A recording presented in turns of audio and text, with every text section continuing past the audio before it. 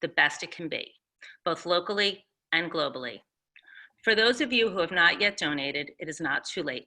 Please reach out to a Federation professional or simply check out our website and go to the Donate Now button. We are just shy of $100,000 of reaching our original goal of $13.8 million to our annual Partners Fund. All the work we do would not be possible without you, and we are so grateful. Today's program is very important. We will hear from Wendy Lipshutz, Director of Shalom Bayit, a program of JF&CS, Jewish Family and Career Services. Shalom Bayit, meaning peace in the home, is a program providing counseling, support, and guidance for individuals who are facing physical, emotional, or sexual abuse, and for those who have experienced abuse in the past. It is the only program in Georgia that specifically addresses domestic violence within the context of the Jewish community. The current pandemic has affected survivors of abuse, and Shalom Bayit has adapted many changes to better serve the community during this difficult time. Wendy has directed this program since its inception in 1993 and has worked in the field of domestic violence since 1983. She is a native of Atlanta and received her Master of Social Work from the University of Georgia and her Bachelor of Science from Northwestern University, and has for over 35 years worked in this field. Wendy, thank you so much for joining us today, and thank you so much for the work that you do to improve the lives of so many here in Greater Atlanta. Thank you, Robin. And thank you to all of you for being here. Am I supposed to be, I'm still seeing Robin on the I'm leaving. memory screen. I'm just gonna wait 1 minute.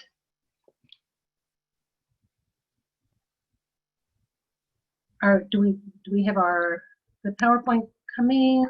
Should be coming up. I can share my screen as well. That's okay.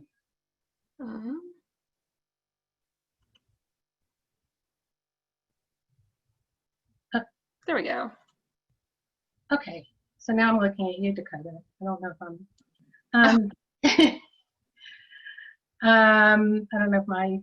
Can you see? You can't see your slides. I can't. I can see the PowerPoint and you.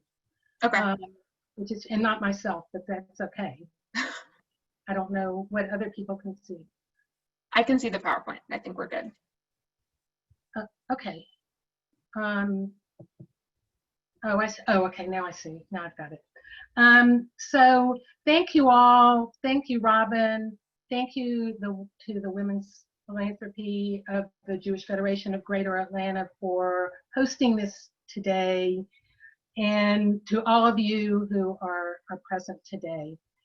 As Robin said, this is a very important topic and something that has been around for a long time. Our program has been doing this work for a long time. And we'll talk today about domestic violence, about Shalom Bayit specifically, and about some of the unique services that we offer now and that we have adapted during COVID-19. So moving on to the next slide. I want to tell you a little bit about the beginning of Shalom Bayit and why we began at JF&CS.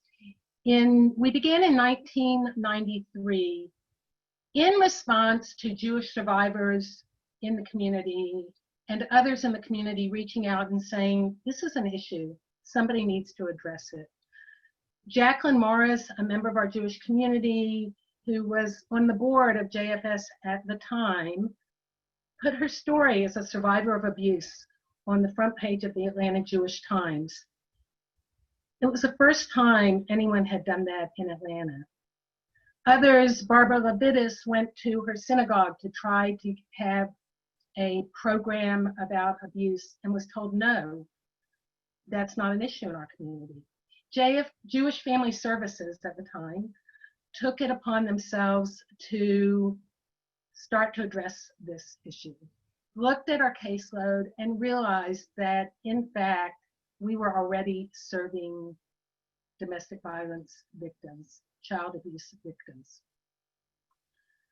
They sought funding to begin the program. And just to tell you one little vignette, one of the first places we went to for funding was the Jewish Federation. There was a request made for $5,000, which at the time was a lot of money. And because of the importance of the issue, the Federation allocated $10,000. In 1993, that was very significant for starting a program, and it indicated how important this was. Just to comment a little bit on this slide, the tree that you see here, I took this picture about a week ago. I have not been to my office in a long time, but I was in the neighborhood, and every June, and went to the parking lot, and every June, this tree blooms in purple, if you can see. So I had to go see it. This is a tree that in 1998, together with some of the women that we were working with, victims of abuse, I planted that tree. We planted that tree in honor of survivors of abuse and in memory of those who have died from abuse. And the plaque that you can't read there in front of it says that we now have a garden around the tree. And the garden is in memory of Helen Marie Stern, who was a friend of mine and a friend of many of yours. And thanks to a generous donation from her fund, we were able to have this lovely garden. And it's a reminder of the importance of relationships. Helen was a friend of mine. It's the importance of relationships and the importance in our work, in the community, and in our work with individuals. So moving along, I want to start with giving you a definition of domestic violence. So domestic violence is a systematic pattern of behaviors in which one person exerts power and control for the purpose of controlling another person without any regard for the other person's beliefs or values or actions. Generally, what I will refer to as domestic violence is also referred to as domestic abuse, is also referred to as family violence. Generally, just as a disclaimer, I will refer to the victims or survivors as women and the perpetrators as men. I want to say in the beginning that to make it clear that while 90 to 95% of the victims are women and the perpetrators are generally men, abuse does occur towards men and is perpetrated by women, and abuse also occurs in same-sex relationships. So just keep that in mind as I'm talking. That abuse is a social problem. It concerns all of us, whether we know somebody who's been abused or not. It impacts the community, the economy, the health and well-being of our community. It is a coercive pattern, and it's targeted towards a particular person or persons. It's dangerous, and it's against both civil and Jewish law. Moving on. To say a little bit more about who is abused. Abuse occurs in every religion, every race, culture, sexual orientation, every ethnic group, national origin, every age. Abuse in the Jewish community occurs at about the same rate as in the community at large, which is very surprising to many people, because there are myths about ideal Jewish families. Because there are fears of anti-Semitism, because we're afraid to air our dirty laundry, because we're afraid of the shame. Because of that and many other factors, many Jewish survivors of abuse remain silent. That is why Shalom Bayit exists, to help break through that. As well, abuse survivors from all marginalized community groups face additional barriers to safety and well-being.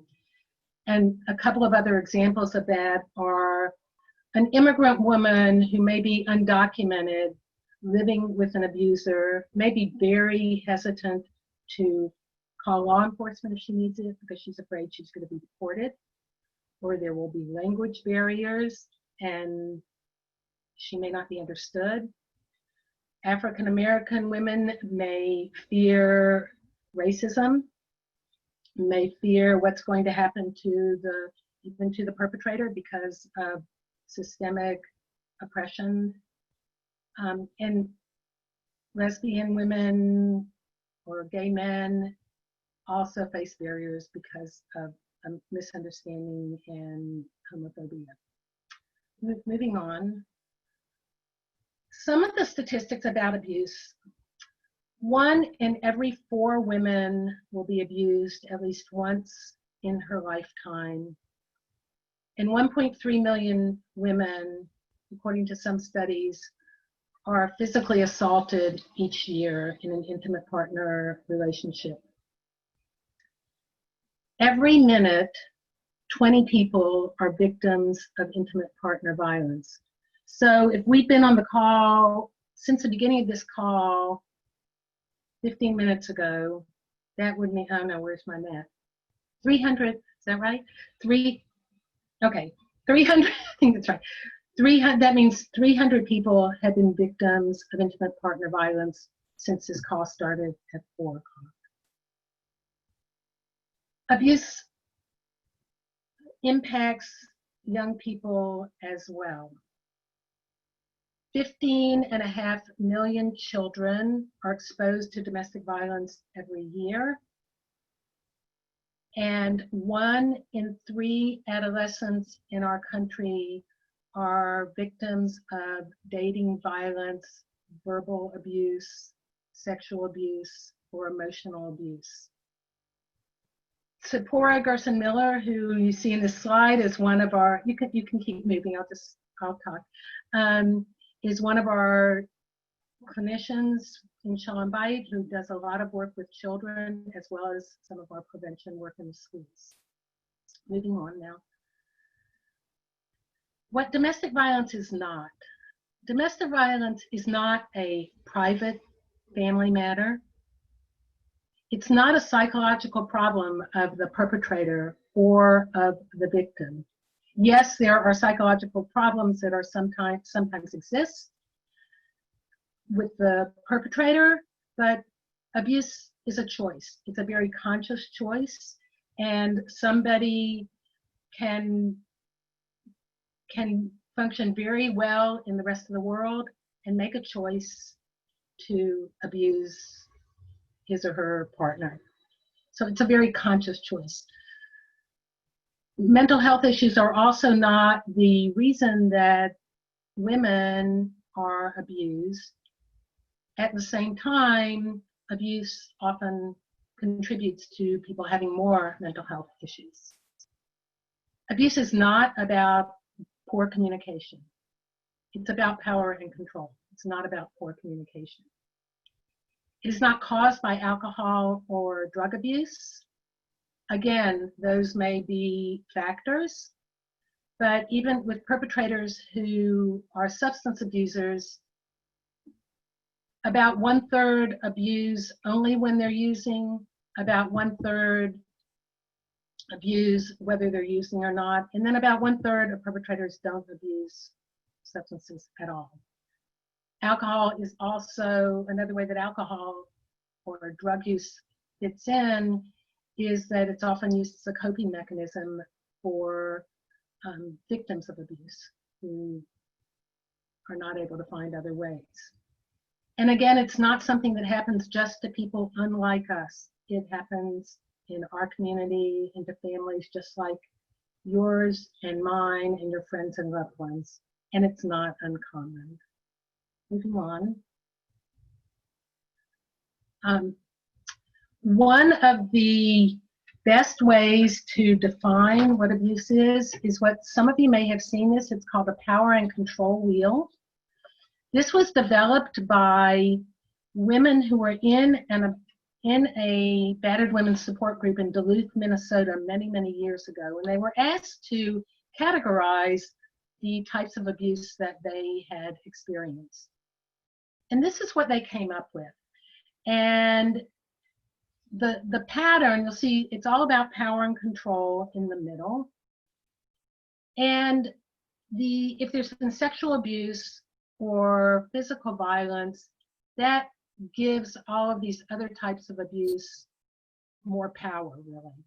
Just to give you a few examples, intimidation includes instilling in her fear by a look or by a gesture or by a reminder of what happened last year at this time. Destroying property, destroying phones, which also cuts off her communication, destroying or hurting or at times killing pets, loved ones. Emotional abuse also includes name calling, put downs and shame and humiliation. Women tell me all the time how he really makes, I really wonder if what I'm thinking is right. Like, is the bar on top of that slide really purple? He said it was green. And those are realities for victims of abuse. That's the crazy making behavior. And even when somebody is out of that, with many of the women that I work with, they may have been out of the abusive relationship for a long time, and they continue to question themselves because of how much that has been instilled in them. One of the other tactics of abuse is the use of children, whether it's instilling guilt in the woman. If you leave, your kids are not going to have their father around all the time, using kids as pawns, threats to take the children away, and even using custody and visitation as a time to further harass. There are a lot of other things I could go into detail, but I'm not going to right now. But the one I do want to comment on a little bit more is the isolation. Isolation is, because that's particularly pertinent always, but particularly in the times that we're in right now. Isolation comes in the form of abusers controlling who she sees, where she goes, where she is, using jealousy and control to keep her family away, to keep her friends away. It might sound like, you know what, it's just for your own good. You don't want to be around those people, or you're embarrassing. And that feeling of isolation, we'll talk about a little bit later, but women talk about their lives as being, the women that I work with talk about their lives as having been isolated in their own homes. What that leads to is, in the isolation that we've all been through in recent times with the pandemic, it was a very familiar experience for abused women.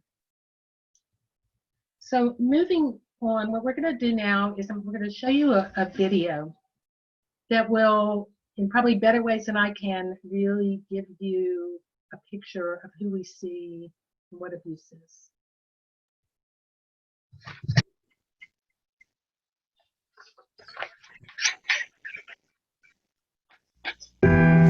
I was in a very unhealthy relationship. I thought all the problems were my fault. If only I would take up less space. I was told I was fat and selfish, rude, stupid. We had a premature baby. When my son got a little healthier, he must have been maybe less than a year old, my husband said he wanted to go to the lake. Things were calm, except he couldn't find the key to the boat. So I started frantically looking for it, and I found it in his leather briefcase. He went back in the house and got a very large butcher knife and came out to the briefcase and just started started attacking it and shredding it and screaming at it. And he told me to get in the car with the baby. He just took us out in the middle of the lake and jumped off the boat and swam off to one of the little islands and left us. And I just remember just rocking back and forth thinking, I have no power. I got to the point where I felt like my soul was dying. I gotta get out. I need help. I saw the ad and it said Shalom Bayit, peace in the home, and I thought, I need that. Shalom Bayit means peace in the home in Hebrew. What we're about is truly creating peace in the home, whatever configuration that means. The need continues.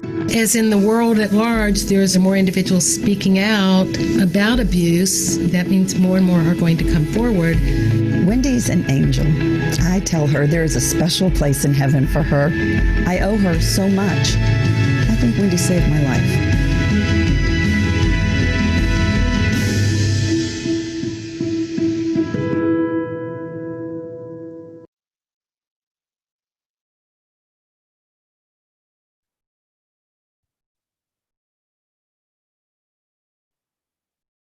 So while we're putting the slides back up, just give you a minute to sit. I want to thank Robin, there's a slide before that. Yeah, maybe there's not. Okay. I want to thank Robin, who just shared her story, for her courage, for acknowledge her strength, and for her willingness to be actually a representative of so many women that I have met, that the people I work with have met, and that we've had the honor of really partnering with, so that they can get to a place of living free from abuse, so that they can understand and recognize the abuse that they've been through. So I want to talk now. I don't know, something happened to one of the other slides. Some about go back to the last one. Somehow we're missing one. It's okay. I want to talk some about the impact of the COVID-19 pandemic when staying at home is not safe. I mentioned before the familiarity of the isolation. Women in the beginning of the pandemic, when we started working from home in the middle of March. And in the beginning, I'll never forget women saying to me, this just feels like what I always lived with. I lived in isolation in my own home. I wasn't allowed to go anywhere. I was not, I couldn't have contact with people. I lived with a tremendous amount of anxiety and fear.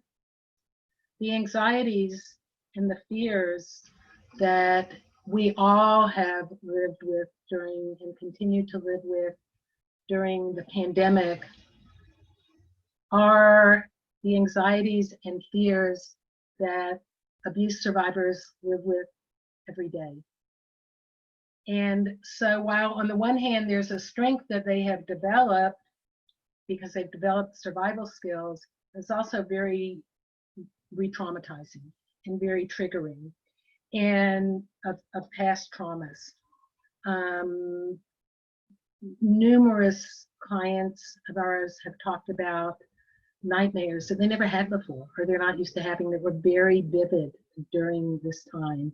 That's correlated with high levels of anxiety.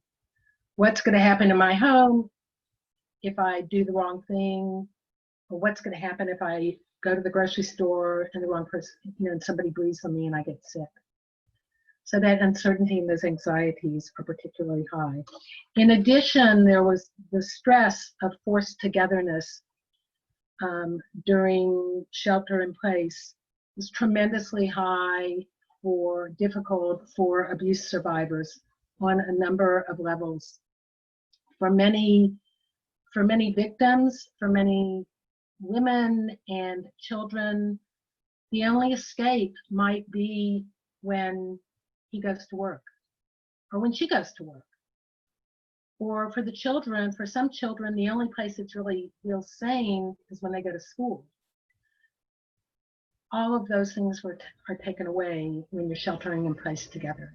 In addition to just the degree to which stress contributes to an increase in tension, which can contribute to more abuse. Another factor related to that is that most child abuse is reported by mandated reporters, and a lot of times those mandated reporters are in the school. During this time, at least in some of the information that I have read, child abuse reports were down because people in the home aren't generally who are reporting that. So children have continued to have to live in homes with abuse there. The economic stress for single parents who have no support from the other parent and have been forced to have to go and work in places where they were at high risk because of the virus is tremendous for these women. And a couple of other factors, the delays in court, while the courts have been closed, has had an effect on families victimized by abuse, whether it means custody disputes are just waiting and someone who feels like they really need to fight to get their child out of an unsafe home isn't able to do that because the courts have been closed, or criminal cases are left hanging, and the anxiety of those with the courts closed has been tremendously high. And then finally, while in terms of some of the impact, while domestic violence emergency shelters have done a wonderful job of accommodating and continuing to serve families in need during this time, there are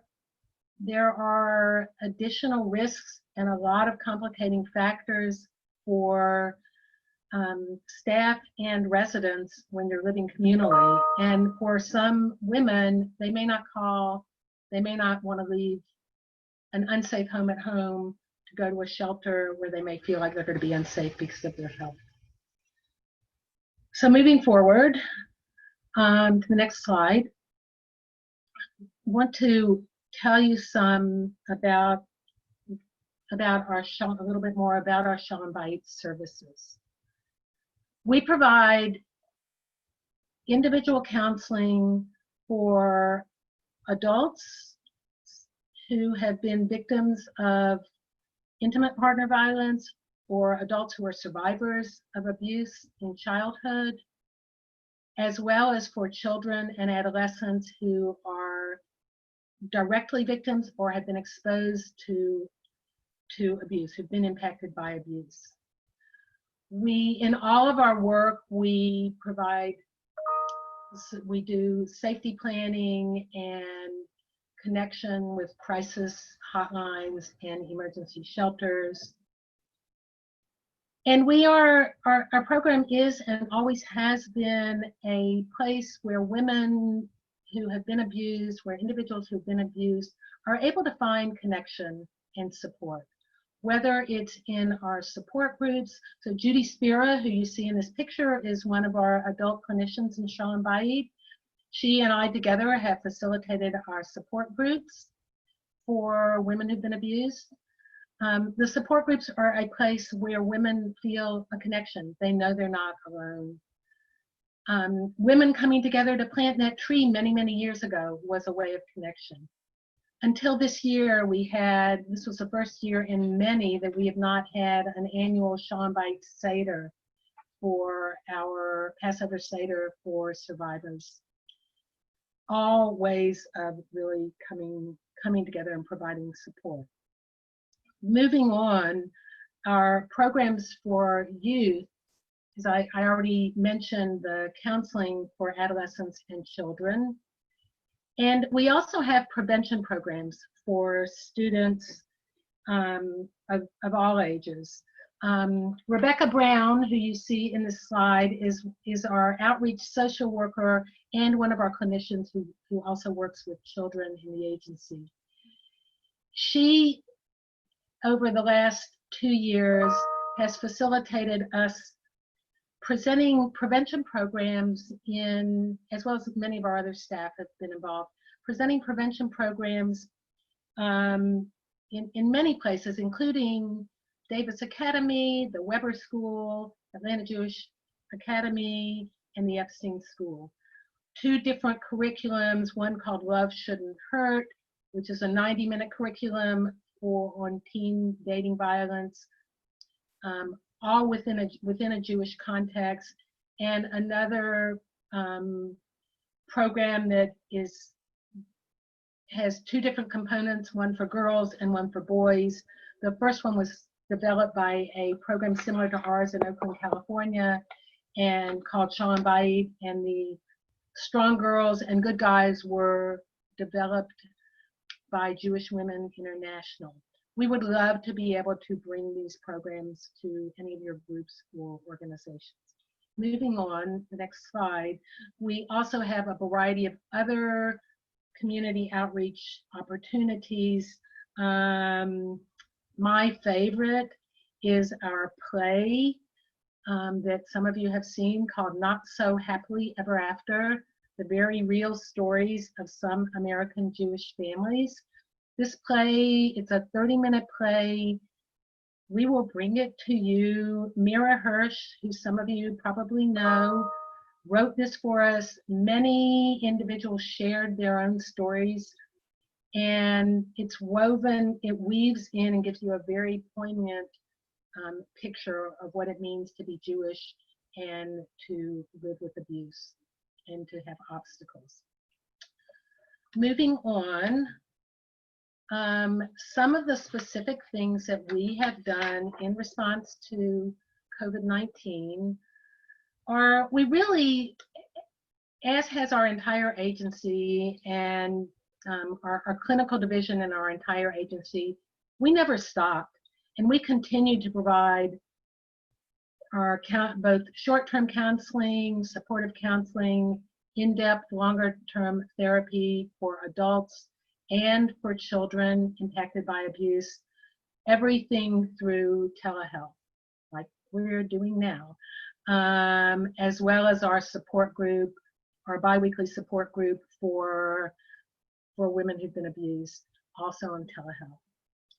We, within our clinical division, which we are part of, you can look on our website or on social media and see the many different support groups specific to the pandemic and specific to different populations, which our clients also have access to, as well as our food pantry and financial assistance, not unique to Shalom Bayit, but certainly available and important for domestic violence survivors. So moving on, because I know it's time to keep moving. Want to say, if you are being abused, know that you're not alone. Know that you don't deserve to be abused. Tell somebody else that you know about the abuse. Pay attention to your safety, learn about resources, carry a cell phone with you, and really trust your instincts and talk with your children. And call us or call an emergency number. If you know somebody, next slide, if you know somebody who is being abused, listen. Always listen. Listen non-judgmentally and believe the person. Never judge and never blame the victim. Ask him or ask her if she feels safe, or just say, are you okay? And ask how you can help. And again, know what you know and know what you don't know and make referrals. And next slide, some of these things I've already referred to, but what anybody can do is to be here today and educate yourself and continue to learn and teach others, to become an ally and an advocate, to volunteer or donate funds, whether it's for us or for other domestic violence programs or other support services. Encourage and organize prevention and education programs in the places you're connected to. Challenge abusive behavior when you see it. Be kind to other people. And be cognizant of your language and your behaviors. And provide support and referrals. On this next slide are some, and I think these will be accessible afterwards, but are just a few resources. There are more on our website and on the websites of these different organizations. But call our Shalom Bayit program or reach out by email. Those are our contact numbers. I will get them. We will respond to you. We are not a 24-hour program. There's also a 24-hour domestic violence hotline for Georgia and national, as well as a teen dating abuse helpline. All of those are listed here. And just in closing, I want to say thank you on the last slide, to all of you for being here, and particularly to our financial supporters, the Jewish Federation of Greater Atlanta, the Victims of Crime, Federal Victims of Crime Act grant, and a Federal Family Violence Prevention and Services Act grant, both administered through the state's Criminal Justice Coordinating Council. We could not do what we're doing without you all. The DeKalb County Human Services grant, and many of our donors and volunteers, some of you who are here today. And I want to do particularly to shout out two of our most generous supporters, Tim Wolf, who has generously funded us to do some of our prevention work in the schools and some of our outreach, and the Helen Marie Stern Memorial Fund, and to particularly give a shout out to Debbie Levinson for your role in that, and to thank each of you for being here today. And I'm happy to answer any questions. So thank you so much. Great. Thank you very much, Wendy. So for those who do not know me, I am Dakota Penza. I'm a development officer with Women's Philanthropy. I'm the moderator today, so I will be sharing your questions with Wendy. If you have any questions for her, please feel free to click on the little Q&A icon at the bottom of your screen. Those will come to me. I will share them out with the group, and then Wendy can go ahead and answer them. So if you have any questions, please feel free to type those in the box now, and we can, like I said, go ahead and answer those as well. So while we're waiting, I got some in a little bit earlier. Just a couple questions. Let's see, where should we start? How do survivors find out about Shalom Bayit and your program? Is there like a referral program? Do you give your information out? How does that work? We give it out, however, in many ways. Many come by word of mouth. There's not a formal referral program. Anybody who is or thinks they might be a survivor of abuse, they can call. The numbers that I gave you, phone number that I gave you for Shalom Bayit, it's actually my phone number, my work phone number. They call that number and somebody will respond. We are on social media. You can also call, or many will call our clinical line in the agency, or just call the agency. We're on social media. We are connected with the Georgia Coalition Against Domestic Violence through the national directory, through the National Domestic Violence Hotline, and by word of mouth, whether it's from you all who are on the call now, or others in the community, or other partner organizations. So we also have some wonderful, I don't know if we have this wonderful little brochure. I don't know if you can read, but that we try to distribute. It says, "Are you in a healthy relationship?" And then it unfolds, and we distribute these and our other information in whatever places we can. And I'm also always looking for people that want to help us to get out the word. Great. And we get referrals from lawyers and from DV programs as well. Maybe like doctors, things like that. Maybe, but from domestic violence, other domestic violence programs, or attorneys that may be working with the client. Okay. Going off of that, do you educate members of the community, such as doctors and hairstylists, to identify abuse and make referrals? We will do that. We would like to. We need to. We have done a little bit of that. We haven't done as much as could happen, and we are always looking for opportunities to do that. So whoever sent in that question, if you want to contact me directly, I would love to. If you have ideas around that, I would love to. We are always looking for opportunities to do that. There are curriculums, and if we're not doing it, others that we're connected to are. But we would love to do that work, because that is, in fact, where a lot of people don't come to us. They talk to their hairdresser, or they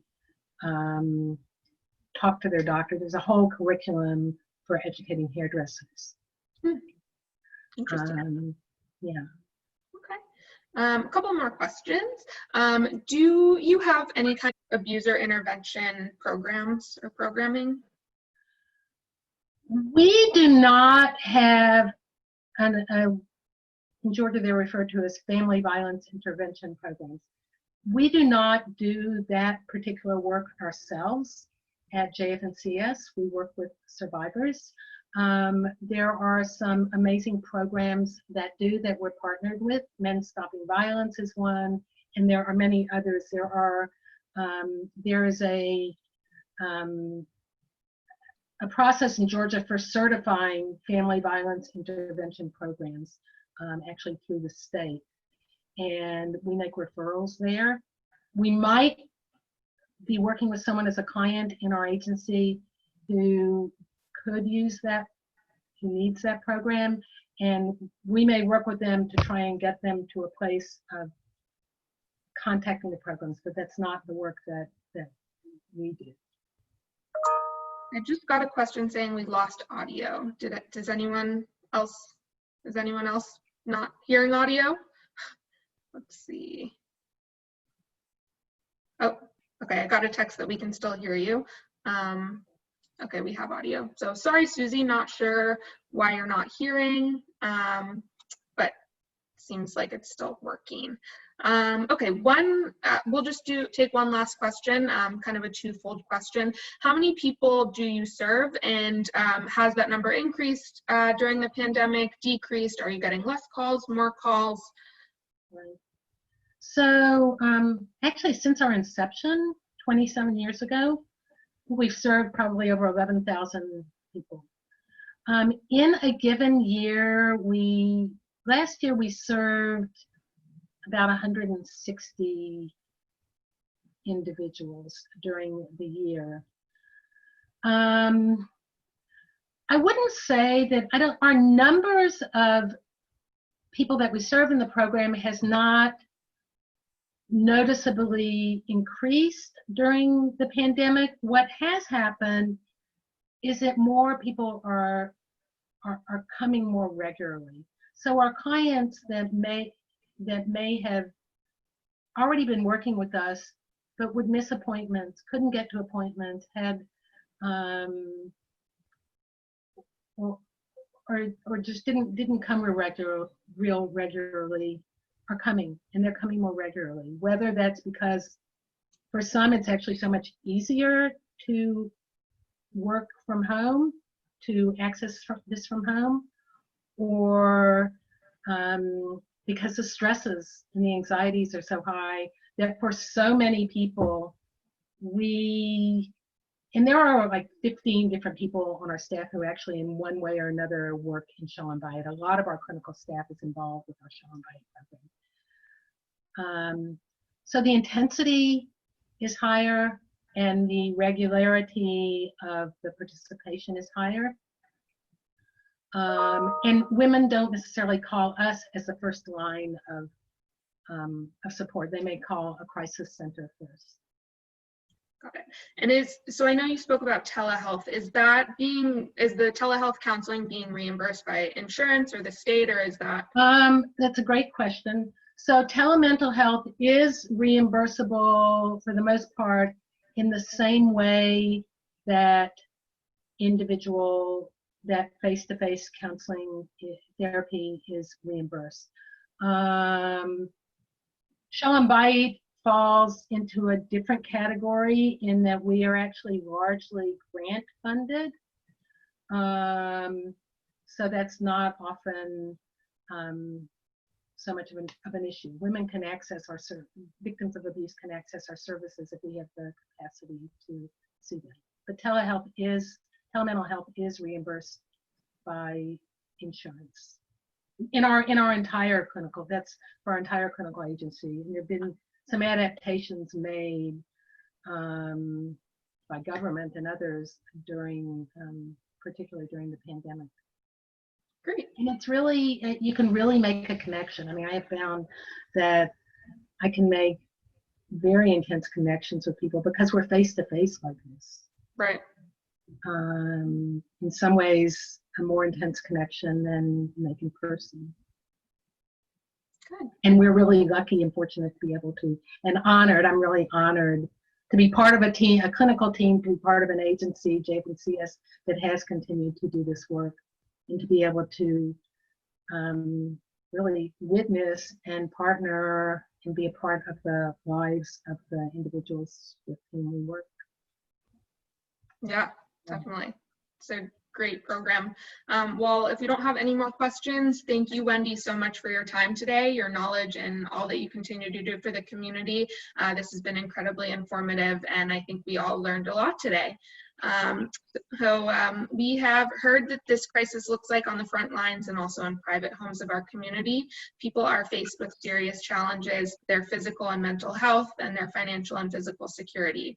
We are lucky in Atlanta to have organizations stepping up to meet these needs and providing resources both for today and for the future.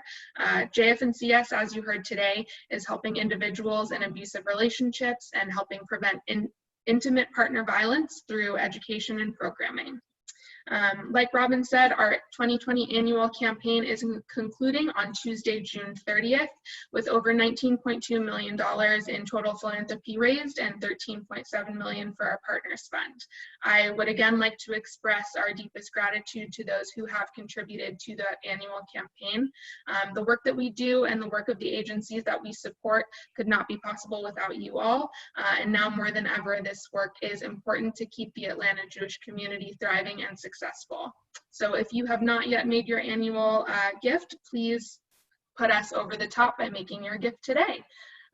We look forward to seeing everyone at future Federation virtual programming. Our next one will be July 16th.